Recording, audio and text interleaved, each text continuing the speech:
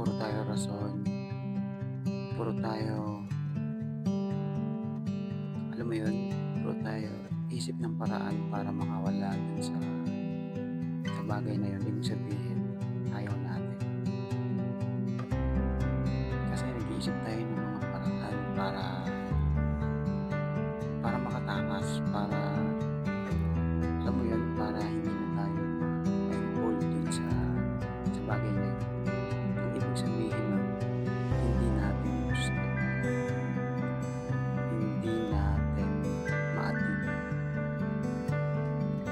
Kung ang tao gusto, kung ang tao seryoso dun sa bagay na yun, hindi siya magrarason-rason. Hindi siya iisip ng mga bagay na taliwas. Okay? Mga bagay na papunta sa exit. Okay? Palabas. Pag seryoso ang isang tao, pag gusto niya ang isang bagay, gagawa at gagawa yan ng paraan. Gagawa at gagawa yan ng paraan. So, mag-stop ka na kung ang tao puro rason. Hinto mo na yung connection mo dun sa tao yun. Kung puro taliwas ang mga sinasabi niya, sa mga ginagawa niya dun sa napag-usapan, dun sa topic na conversation. Gusto mo na yun. Kasi yung tao na yun, hindi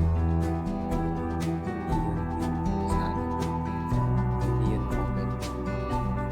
Pili ka sa tao, kahit di mo sabihin, kahit hindi ka gaano mag-effort na magawa siya ng okay.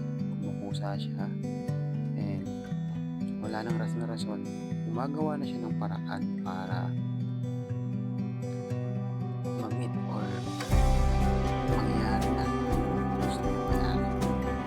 Kaya nandito ako sa negosyo, kaya nandito tao, interesado, kaya nandito tao, dedicated sa naging dapat, sa gusto niya mangyari. Okay? Ako that time, dati, hindi na ako nagrason-rason. Kasi nag-meet yung gusto kong mangyari dun sa opportunity, sa bagay na dumating sa akin, na sabi ko, match to sa gusto kong mangyari. So, ginawa ko agad ng paraan. Nag-isip agad ako ng paraan. Wala nang rason-rason. Ako na nagkusa. And I'm thankful nangyari yun. I'm thankful ginarab ko yun. Kasi madami talagang pagbabago. Madaming pagbabago. Pagka hindi ka kasi nag-desisyon, pagka wala kang ginawang pagbabago sa sarili mo, wala ring babago sa sitwasyon mo, wala ring babago sa sarili